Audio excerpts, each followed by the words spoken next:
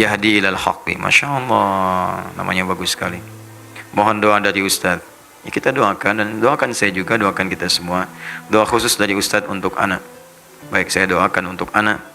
Ya, semoga anak sehat. Ya, semoga antum diridai Allah, disayang Allah insyaallah. Dan di belakang ini kita berdoa.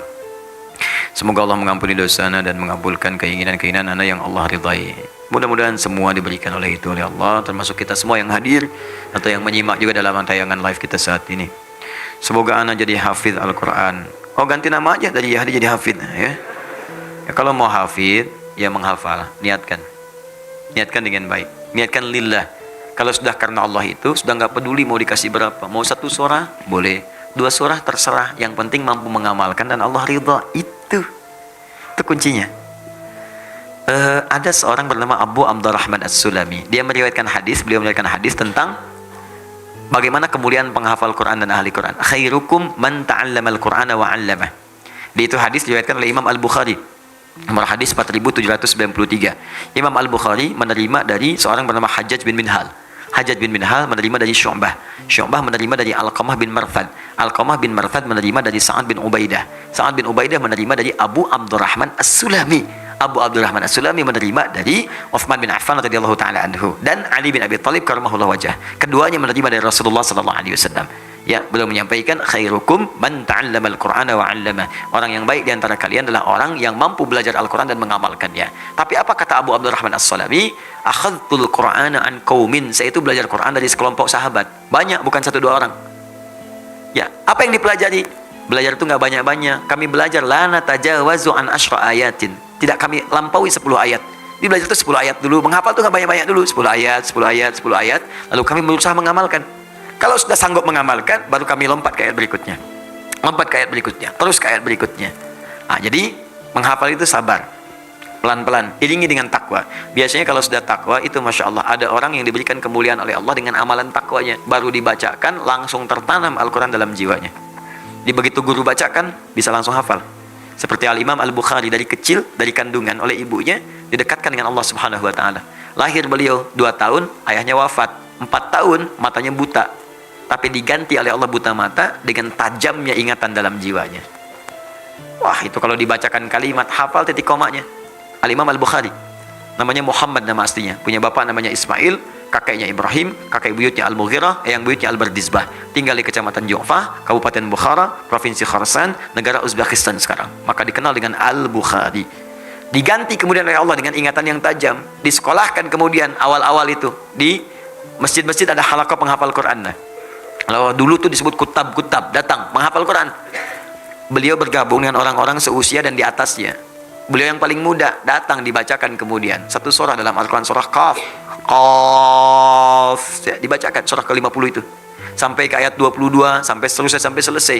Setelah itu syekhnya bertanya, siapa yang hafal? Tiba-tiba kemudian anak itu langsung mengangkat tangannya. Lalu saya cuma tanya, siapa yang udah hafal? Angkat tangan, baru dibacakan sekali, angkat tangan. Syekhnya ingin menguji, ta'al ya bunai, datang sini. Raba-raba jalan ke depan dibacakan persis, makhrajnya, tajwidnya bagus, hafalan sempurna. Masya Allah, didoakan oleh syekhnya minal an, bahasa kita tadrusul hadis. Mulai dari sekarang, anak-anak belajar hadis ya, karena syekhnya paham kalau Quran ini akan mudah bagi dia.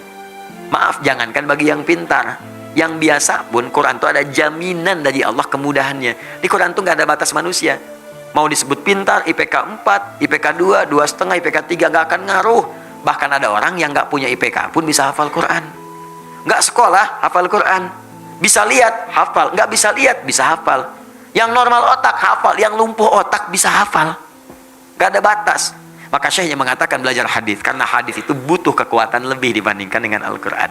Nggak ada jaminan hafal cepat. Beliau tahu ini punya keunggulan. Begitu pulang ke rumahnya bangga, dikatakan pada ibunya, ummi, amati, mama tadi terjadi peristiwa begini, saya disanjung, saya disuruh belajar hadis, saya pengen belajar hadis. Kata ibunya, nak, cukupkan dulu dengan Al-Quran, engkau punya keterbatasan. La uridul hadis, tidak, saya pengen belajar hadis. Sampai kemudian beliau berpisah dengan ibunya, meraba jalan masuk kamarnya. Ibunya melihat itu haru, masuk ke mihrabnya, hamparkan sajadah, berdoa kepada Allah. Ya Al-Basir, Ya Alladhi ala kulli syai'in qadir, a'id basirat abni. Ya Allah, Ya Allah, Ya Allah, yang punya sifat menatap dengan tajam, yang maha mengawasi, mohon kembalikan penglihatan anak saya. Engkau yang maha mampu ya Allah, tidak ada batas bagimu. Ketika berdoa, lelah, capek, tertidur dari air mata, mimpi Nabi Ibrahim. Bertemu dengan Nabi Ibrahim. Dikatakan kepadanya, anakmu akan melihat lagi. Jadi begitu ibunya berkata, Yal Basir, Yalladzi ala kulli syai'in qadir, Al-Bukhari sedang mengulang hafalan ayat Qur'annya. Sedang mengulang surat Qaf tadi. Sampai di surah itu, di ayat ke-22. Mengatakan, Laqad kunta fi ghaflatin min hadha. Fakashafna anka ghita'aka wa basaruka al-yawma hadid. Dulu pandanganmu tertutup, ada penghalangnya. Maka mulai sekarang kami akan bukakan. Sejak saat ini, pandanganmu akan menetap kembali dengan tajam.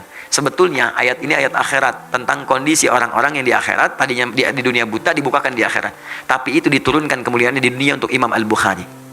Saking takwanya, orang tuanya dekat dengan Allah.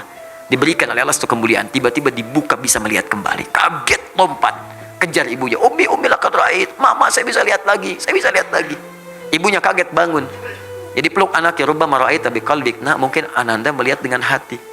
Kata Al-Bukhari, la bal bi'aini. Saya lihat dengan mata, Ma. Mau pakai baju ini. Di hadapan kita ada benda-benda begini. Berpelukan keduanya. Berpelukan. Masya Allah. Ingat bapaknya lagi. Setelah itu belajar hadis sampai menuliskan Sahih Al-Bukhari selama 16 tahun. Sebagian ditulis kemudian di Masjidil Haram, disempurnakan kemudian di Masjid Nabi. Setiap mau nulis satu hadis, sholat dulu 2 rakaat. Sholat berhujah di hadapan Allah dan Rasulnya di hari kiamat nanti. Selesailah Sahih Al-Bukhari. Itu diantara kisahnya. Dan semuanya akan gampang ketika dekat dengan Allah. Jangankan Al-Quran, hadis pun akan diberikan dengan izin Allah subhanahu wa ta'ala. Yang penting ikhlas.